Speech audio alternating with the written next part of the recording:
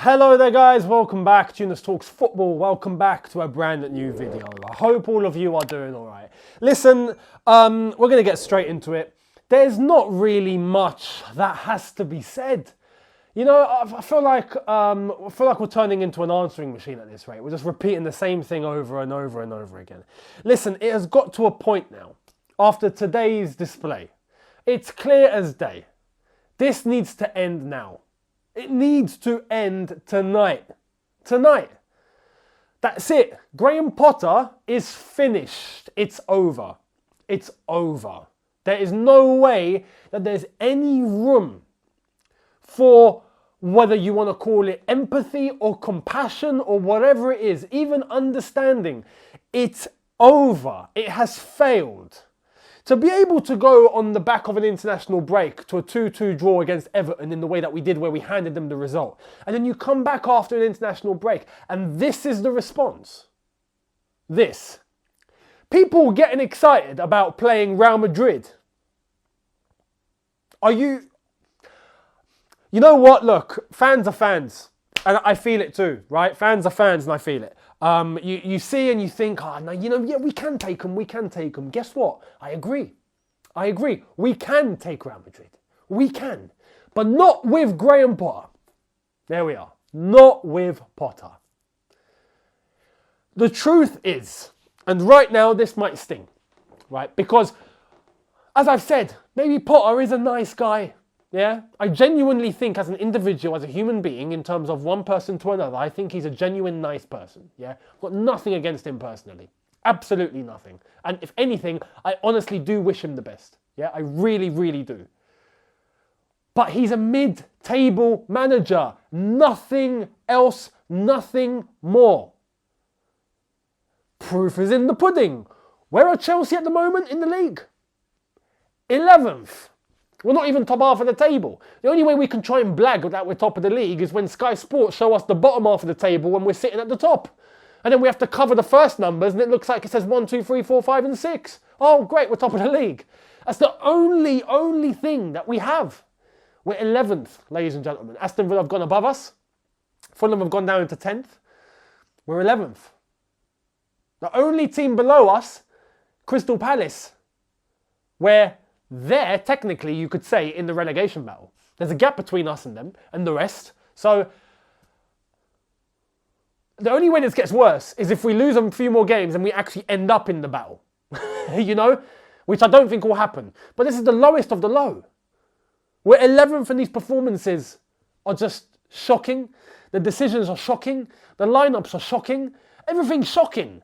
Bruv, when will this end? When will this end? Oh man, I have to bring up this point, albeit it's not relevant, but if this was Roman Abramovich, oh my God, he would have been sacked 5 times by now. And some people are going to say, oh no, but you know, that's too ruthless. You shouldn't be looking to Roman as an example. He didn't accept any of this. We can't keep accepting this. People are going to look and say, oh, but the Real Madrid game is coming up. All the more reason. Do you want to get something against Real Madrid? Because trust me, I think in terms of talent, I think in terms of players, we actually have a squad that's capable of getting a result. If anything, if you take the squad that we have now, compared to the squad that we won the Champions League with, I actually think as a squad, we're in a better position. But are we actually going to get something against Real Madrid? Don't bet a penny. Don't bet, I'm giving you good financial advice. Do not bet a penny on Chelsea getting a result against Real Madrid at this rate. Do not. It's absolutely ludicrous. And today just cemented everything you needed to know about Graham Potter. One of the main problems that's just there, no matter what, is the fact that we can't finish our dinner. So any chance that does pop up, yeah, you just know we're not scoring. You just know, right? But we have to start at the way that we even set up, the way that we even began this game. What did we start with? Was it a back 4? Was it a back 3? Was it a hybrid? Because from where I was looking, it looked like it was a hybrid. It looked like we was trying to do both. At times it was a back 4, at times it was a back 3. We had Kepa, Reece James, Koulibaly, Cucurella, Chilwell. As you could say, back 4. That sounds crazy and I'll get to that in a sec. But then it kind of shifts. And then Chilwell bombs himself a little bit more forward, becomes a left wing back. Cucurella tucks into a left centre back. Reece James tucks in as right wing back, and then Loftus-Cheek is the right, no, sorry, as right centre back, sorry, and Loftus-Cheek becomes the right wing back. At times where we do move forward, Loftus-Cheek cuts in, and guess what? When Thomas Tuchel tried that for a couple of games, it worked, but all the more reason, he done it for a couple of games. He didn't try to tinker every single flipping game and try something new, change everything up, change this, change that. Like, we are constantly changing and shifting and doing ridiculous things. It's absolutely unnecessary. Which then goes to make the point. The two issues that I have with that is when we go to a back four, we've actually got Cucurella as a left-sided centre-back of a centre-back pairing. Not 3 centre-backs, 2 centre-backs. We've got Cucurella as one of the 2 central defenders. For some people, that's not going to seem like much of a difference between a left centre-back when playing in a back 3 and a centre-back when playing in a back 2. It's 2 completely different roles. Hence why Antonio Rudiger, when you looked at him in a back 3, looked unbelievable. In a back 2, especially under Lampard, looked quite shocking. You'll be surprised at how much the dynamic can actually change. And lo and behold, when the goal came, whose fault was it? Cucurella going up for that header and executing it in such a shocking fashion when he was basically middle of the pitch acting like a central defender. Cucurella, centre-back. Absolutely ridiculous. On the contrary, when we do move forward, look how far forward Chilwell was. Look how involved he was on the left-hand side in terms of creating chances. What in the blue hell are we doing not allowing Reece James to do the same on the right-hand side? Because all the attacking threat that we had was just left, Chilwell. Why not overload the right-hand side with Reece James to provide you the exact same threat and balance it out on both sides? Why? Why allow Loftus-Cheek to occupy that role and then restrict Reece James as a right centre-back just for him to stick around and not really do anything when we actually have the capabilities to go forward and actually get a goal? You see how influential Chilwell is on the left, like I've just said. Why not do the same with Reece James? He decided to play Loftus-Cheek and restrict Reece James. It's criminal. On top of that, we have Badiashile, who is a left-sided central defender, and we've got Chalobah, who is a right-sided central defender, both on the bench. It doesn't make sense. It does not make any sense whatsoever. There's no reason for Cucurella to be in that position, and there's no reason for Reece James to be in that position. It just looks like we've sabotaged ourselves. Why? It's absolutely insane. Absolutely insane. And the rest of the team, Enzo Fernandez, Kovacic, Felix, Mudryk and Kai Havertz. Mudryk, I have to say, right, that chance that he missed, I'm sorry, I have to pinpoint that out because that's shocking. It's shocking. You don't need to have been adapted to a certain level. You don't need to have been, at 100% peak fitness. I'm sorry, but if you're clear-cut on goal like that, you've got to be burying it. Simple. You have to bury it. He didn't. In fact, he passed it to the goalkeeper. I'm just like... So that goes back to the first point of just not burying our chances. When they do come, we just don't bury. Aston Villa, on the other hand, 2 chances, 2 goals. Best believe. Clinical. But those goals as well. Cucurella, header, goes straight into the path of Ollie Watkins. And Ollie Watkins, what a finish. What a finish. Nice little dink, beautiful chip, great composure, great calmness, cold-blooded execution to a T. Beautiful.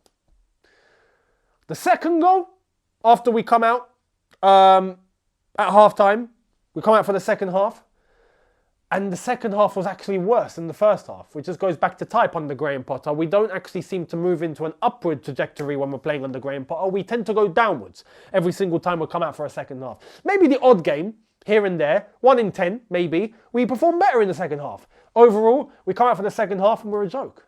Just an absolute joke. Why? Get to the 56th minute and boom. Instead of like the first half where we actually did push forward, we did actually create a couple of chances. We should have buried some. Chilwell had the goal, which was correctly disallowed because of the push. Absolutely correct decision there. It's a push. We move, the second half, we don't even do anything. We come out flat, we come out dead. We come out with nothing to offer. And then John McGinn gets the ball given to him, which I have to say, when that ball was given to him on the left-hand side, right? And Ramsey feeds it from the left to the middle of the park, just past the edge of the box. The ball's trickling to him. How is no one closing that space down quick enough? How is no one closing John McGinn down quick enough? How's no one getting to Ramsey quick enough? Everyone is just static, slow, not moving, looks baffled, looks lost. John McGinn gets onto the end of it, smashes it, bottom corner, thank you very much. Goes to the point about long shots once again. But overall, I'm sorry, John McGinn should not be getting the space that he did. That was criminal because the ball didn't get to him in a very fast speed. It got to him at a very slow speed. The ball was trickling to him. There was more than enough time for a Chelsea player to close that down. Why did no one close it down? And then when John McGinn does make the connection, why is there no one close enough, except Mudryk if I'm not mistaken, but he was so off, but there was no one else that was close enough to actually make the block to the shot when all the players were in the box? What are you doing, hugging Kepa? It's just, the whole thing is just ridiculous. Absolutely, absolutely ridiculous. Absolutely ridiculous. And then we make some substitutions. This is where it gets tasty. This is where it gets tasty because this is where you get to see the response. You get to see what Graham Potter's trying to do to fix the situation, right? How are we going to rectify this? We're 2-0 down, what are we going to do? He brings on Kante for Loftus-Cheek. Fair enough. Because at that point, I think, okay, we're adding Kante on. Looks like we're going to a back four. Reece James will probably have a little bit more liberation going forward as a right back. Kante tucks in the midfield. We might be able to, I guess, move forward now, right? And welcome back to N'Golo Kante. Great to see you. Although today is the worst possible game that you can, have the occasion of Kante coming back into the fold. So there's that. But alongside that, we have Mudryk come off and we have Madueke go on. Now, in hindsight, you look at that and you think, that's okay, right? That's okay. All right. But then we get to the 80th minute or 79. He takes off Kovacic. He brings on Gallagher, because Gallagher's got to play. Gallagher's absolutely got to play no matter what, right? Gallagher's absolutely got to play. I made the point yesterday in my preview that maybe Chukwuemeka against Aston Villa will be able to do something. Gallagher is the guy that's always called upon. This time not minute 67 or 66, minute 80, minute 79. So, fair enough. But, alongside that, he brings off Cucurella to bring on Pulisic. Which means now, we've gone back to a back three. Reece James has now gone back to right centre-back. Pulisic and Madueke are playing as wing-backs. And Gallagher's playing in the centre-mid with Enzo. It's just... What else can I say? What else do I have to say? What else do I have to say? It screams from Graham Potter, I have no idea what I'm doing. That's what it screams of. And this is why I am now stating, after this performance, after what we saw today, I'm sorry. It has to end. Please bite the bullet. You have to end this tonight. Todd Bowley, Egbali, everyone in charge of the club. He has to go. It's got to the point where Aston Villa fans are singing "You're getting sacked in the morning" and Chelsea fans are singing in with them. Chelsea fans in the stand singing "You don't know what you're doing." Chelsea fans in Matthew Hardin's stand going, "Oh, we want Potter out, we want Potter out." It's over. It's over. It's over. The truth of the matter is this. I wish Graham Potter the best in his future endeavours. I really do. As I've said, I don't think he's a bad person. I genuinely think he's a good person. And I wish him the best because at a certain level, he's a good manager. But that's it. That's his level. He's a mid-table manager. He does belong at a Brighton. And even though, to be honest, I want to take that back a bit because look at Brighton and how they've moved on without him. They've done even better things, it seems, without him. And right now, they're on good. They're definitely onto something really, really good. So when you look at that, Graham Potter belongs mid-table. He does belong in the Premier League, but he belongs at a mid-table club. He doesn't belong at a Chelsea football club, a club that's actually trying to compete for silverware year in, year out. try and remain at the peak, try and compete with the best, try and fight at the top for every single competition, every single trophy. With all these players and resources that we have, there's absolutely no excuse. And guess what? We got Liverpool coming on Tuesday. Charity FC once again, I guess, because today John McGinn hadn't scored a goal in 50. Lo and behold, no problem, John. We'll sort that for you. You're at Stamford Bridge. We like giving. You're at the home of giving here. We are happily going to give you the way to break that record. Go on, you can have a goal because you don't score against anyone else. But Charity FC, you're more than welcome to do it here at the Bridge. Man, to think what Stamford Bridge used to be before. An absolute fortress. A place where teams were scared of coming to. Now it's a team where now it's a stadium where anyone can rock up and just pick up any amount of points that they want. Simple. You don't need to speed down the M25 or the M1 to pick up points anymore. Just show up at Stamford Bridge, you'll get points. Not a problem. And now Liverpool, after today's abysmal game against Manchester City, with their horrific, shambolic defending, you best believe we're probably still not going to score. Mo Salah will probably still tear us a new one, and we're probably going to give them 3 points because that's what we do, don't we? We are Charity FC. So just look, end it. It has to end.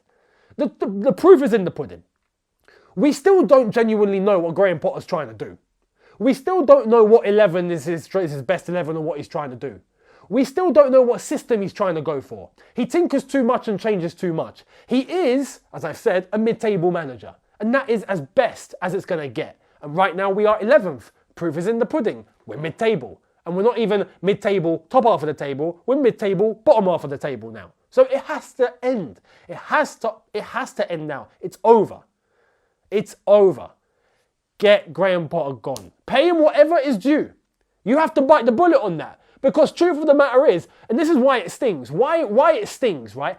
If this one circumstance was a little bit different, I think there'd be a little bit more leeway and maybe a little bit more patience. But we sacked Thomas Tuchel for this. We sacked TT for this. We sacked TT as he just beat Borussia Dortmund, if I'm not mistaken. I think he's beaten them 4-2. And I think he was 4-0 up, if I'm not mistaken. Oh, he was definitely 3-0 up.